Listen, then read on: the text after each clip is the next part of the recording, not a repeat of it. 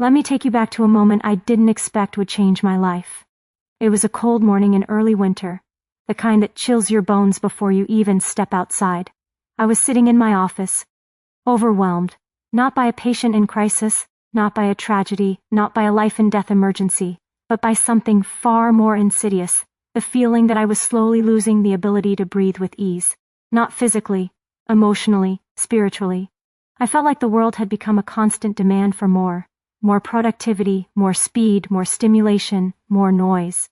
And somewhere in that relentless pursuit of more, I realized I was living with less calm, less presence, less connection, less health.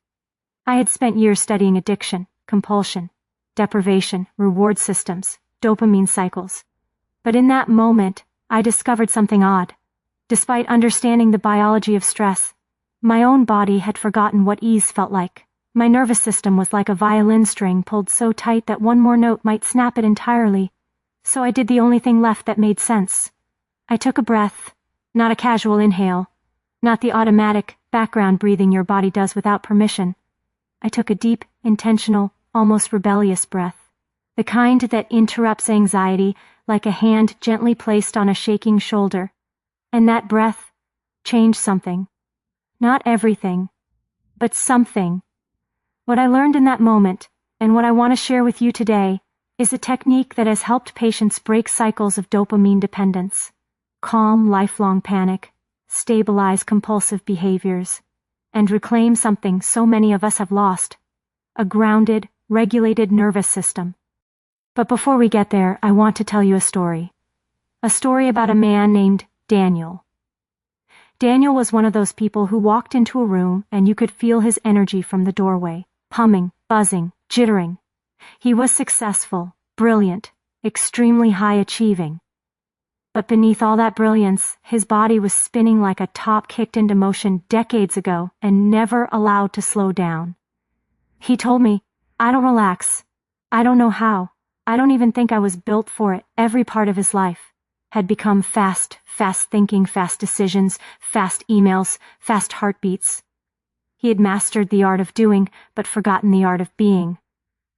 One day, as he sat in my office gripping the edges of the chair like he might float away without an anchor, he said, "My anxiety isn't just in my mind, it's in my breath.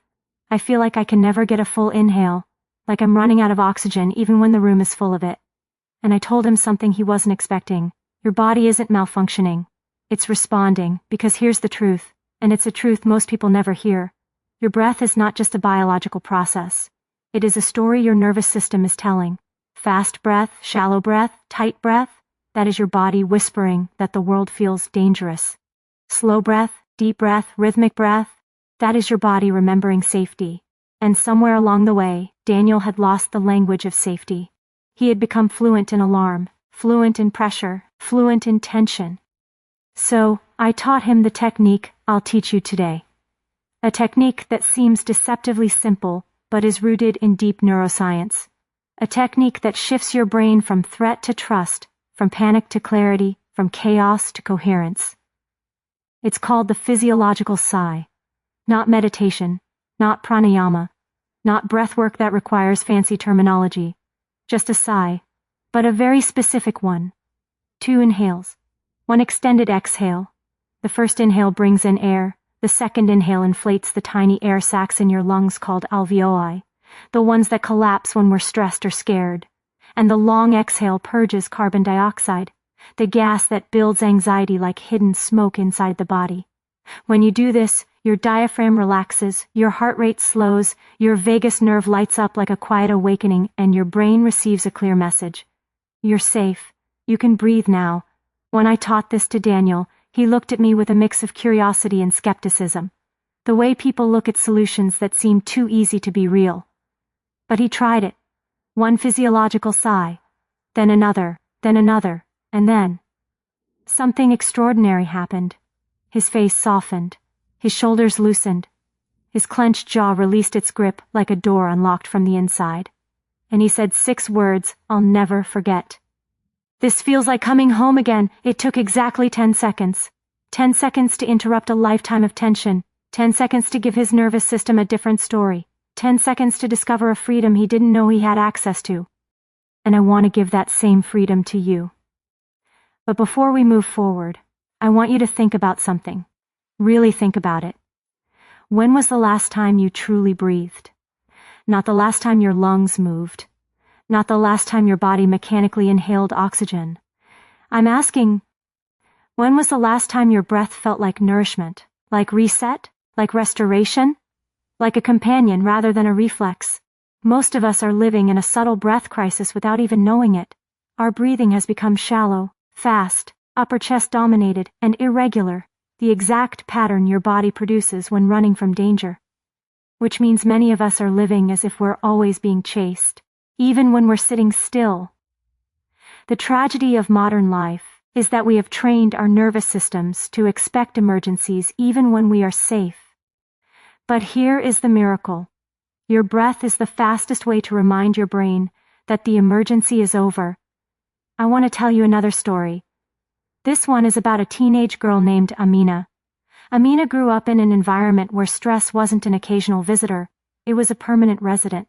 Her parents fought often. School was chaotic. Social relationships were unstable. And by the time she was 15, she was living in a state of constant panic. Her breath was always tight, always shallow, always trembling. When she came to see me, she said something heartbreaking. I feel like my body is always bracing for something bad, even when nothing bad is happening. She wasn't being dramatic. Her nervous system had adapted to danger so deeply that safety felt unfamiliar. I taught her the same technique I taught Daniel, and at first she couldn't do it. Her body resisted the exhale. Trauma often does that. It convinces you that letting go is unsafe, but she practiced, slowly, gently, patiently, and after several tries, she suddenly exhaled with a soft, trembling sound, a sound that carried years of stored fear. And when she did, tears filled her eyes. What just happened to me? She asked, and I told her the truth. Your body just remembered what relief feels like. That's the beauty of this breathing technique. It doesn't require belief. It doesn't require motivation. It doesn't require mental strength. It taps directly into biology, into physiology, into the ancient mechanisms that kept your ancestors alive long before language, long before emotion, long before modern stress ever existed. This is the breath that resets mammals, the breath animals make after surviving danger, the breath your body has been waiting to remember. Every time you use it, you tell your nervous system, you're safe now, you can stop running, you can rest. But I want to take you deeper into the story, because breathing is not just a tool, it is a teacher. Every inhale is a reminder that you are built to take in the world, and every exhale is a reminder that you are built to let go. But so many of us have become very good at inhaling, taking more tasks, more pressure, more worry, more expectations, and terrible at exhaling. Let me give you a metaphor. Imagine your mind is a room. Every stress you experience is like a person entering that room. One person comes in, then another, then another. Soon people are crowding, pushing, talking, shouting, and you're still standing there holding the door open, letting more in. Breathing is the act of finally closing the door, asking people to leave, making space again. Without it, your mind becomes crowded. With it, your mind becomes livable. There is a moment I want to share with you, a moment that still gives me chills. It was with a woman named Sophia, a woman who had been living with grief for years. She had lost her partner, her mother, and her sense of identity all within the span of 2 years. When she came to see me, she wasn't surviving stress. She was drowning in it. During one session, I guided her through the breathing technique. She resisted at first. Grief often traps the breath in the chest. But then, as she completed the exhale, she whispered, almost too soft to hear, "That felt like the first breath since he died." Not because the breath erased her grief, but because it created space around it. You see, breathing doesn't remove your burdens. It simply stops your burdens from suffocating you. And when you learn to breathe deeply, intentionally, powerfully, your relationship with your own body transforms. You begin to trust your body. You begin to feel safe in your own skin. You begin to experience calm not as an accident, but as a choice, a technique, a skill, a gift you can give yourself anytime. Now, I want to speak to you directly. You have been carrying things quietly.